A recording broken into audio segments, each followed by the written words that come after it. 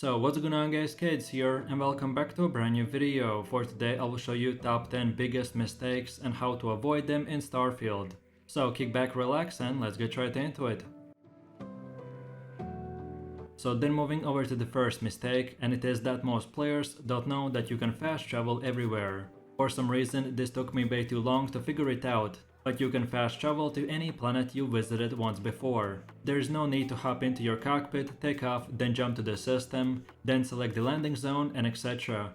If you've been to a major settlement before, then you can even directly travel to the location, like the Mast district from the Aquila city, as long as you aren't carrying any contraband. So to fast travel, all you need to do is just open the galaxy map from your character's menu, zoom out and select the system, then planet, and then the location that you want to travel to, and that's it. You can also always fast travel to your ship by using the scanner. So just target the ship or any other location with icons you've unlocked to instantly travel there. The only limitation is that you have to travel to these areas first. You have to be unencumbered, and you can't be carrying any contraband that will get scanned in the orbit.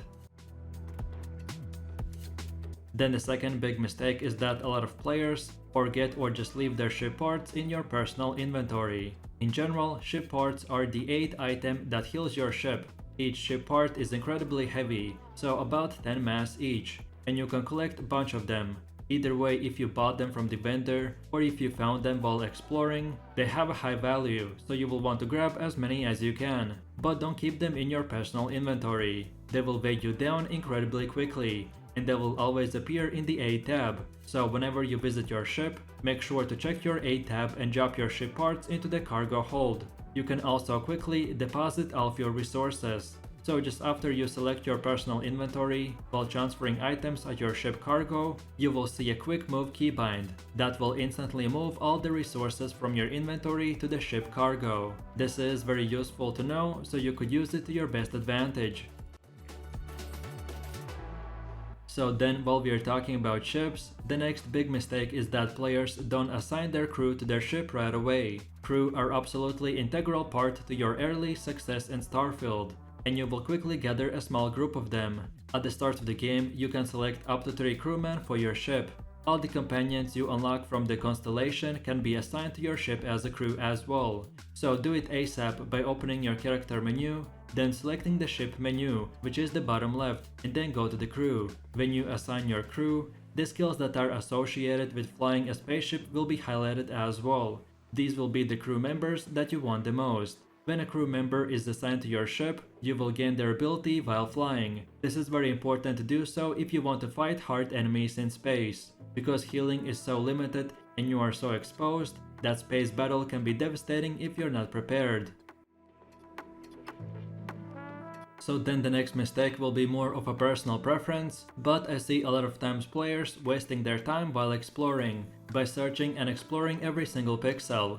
And unlike in other games, you don't get much by doing it. So planets and even the outposts you will frequently explore are absolutely enormous in Starfield. Some of these areas you could search for hours, and almost always you will find nothing. What you really want to look out for are the computer terminals and loot crates. The yellow crates with neon lights are easy to spot, and they are where you will find 90% of the loot in every location you explore. What I'm saying is that you can essentially ignore the rest of the environment and only look for the loot crates. At the end of the large outpost, you will usually find a hexagon-shaped loot crate, and these always have the best loot possible. Planets are packed with resources you can mine or collect when you want to research or construct an outpost.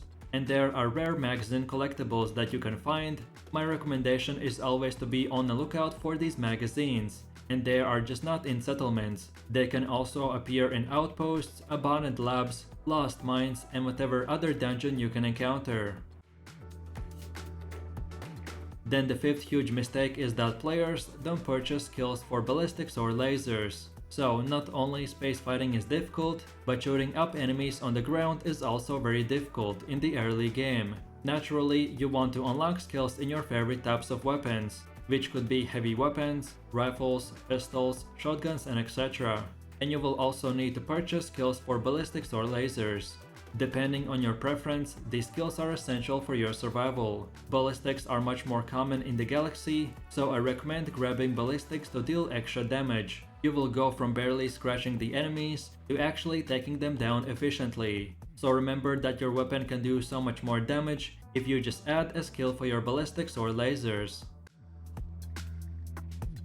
So then, while we are talking about hard and difficult fights, let's take a look at the mistake that players don't adjust their enemy difficulty, because it is very important. So the early game in Starfield can be brutally hard, and if you're progressing through the main story and just getting killed instantly, which can happen, then don't forget that the difficulty settings can be changed at any time. All you need to do is open the pause menu, then go to the settings, and then set the difficulty to easy or very easy. On very easy, you basically can't lose any encounters, and there's also no penalty for lowering the difficulty. There are many moments where your ship simply can't beat a sudden ambush in space, and when that happens, don't be afraid to lower the difficulty, so you can progress, and then at any time you can change it back, if you feel like perhaps you have more confidence, or you have got much stronger.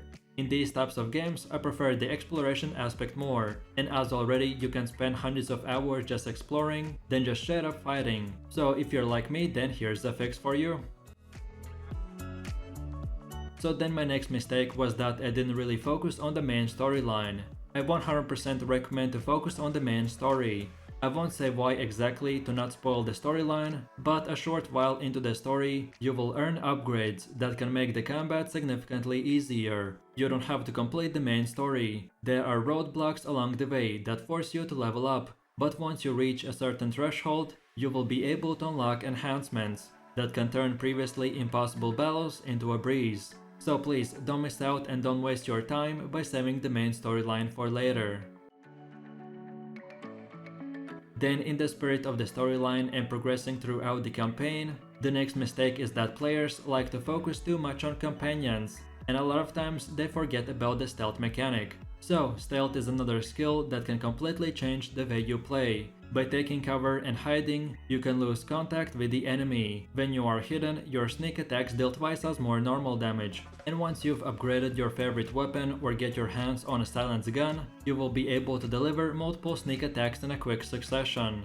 There's just one problem: your companions will fight back, breaking the stealth permanently if you're spotted. So if you want to go for a stealth build, I recommend asking your companion to stay on the ship while you sneak through the outpost, scoring insta-kills with silenced weapons. Even stealth-focused companions like Andrea won't stop shooting after spotting the enemy. So if stealth is your preferred choice, then leave your companion and go solo.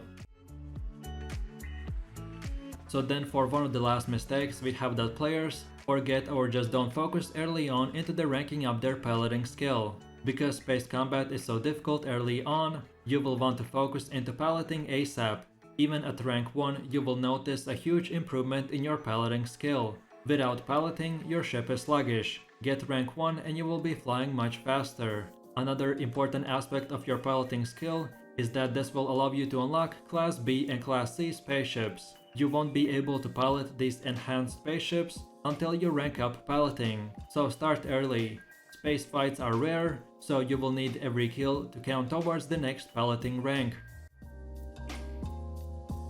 And then for the last and final mistake, I want to take a closer look at the contraband mechanic and why most players get caught. So at one point or another, you may find yourself picking up some contraband, which are items banned in the settled systems, which we need to use for traveling. If you're caught carrying these items either on your ship or in person, then you will be arrested. To successfully hide a contraband on your ship, you need to have some shielded cargo, and ideally a scan jammer. While these items are rarely on sale, you can find them on the enemy ships. As I said in the previous mistake, focus on your piloting skill, so you can be much stronger and thus in result win against stronger enemy ships, so then you can loot them much faster. Then as well, if you're caught committing a crime like hacking or murdering on a planet in the settled systems, then you might find yourself being arrested.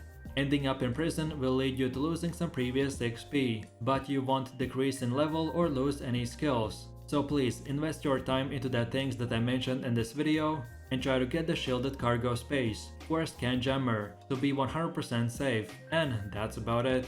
So with that said, I really do appreciate everyone for watching guys, and I hope you enjoyed it. If you have any suggestions, feedback or other video ideas, like guides or beginner tutorials that you would like to see in the next video, then feel free to leave your comments in the comment section down below. If you found this video helpful, then please leave a like, subscribe and enable that notification bell, so this way you could support the channel and you wouldn't miss any more upcoming content for Starfield. With that said, you have an amazing day and I will see you in my next video, so take it easy, peace.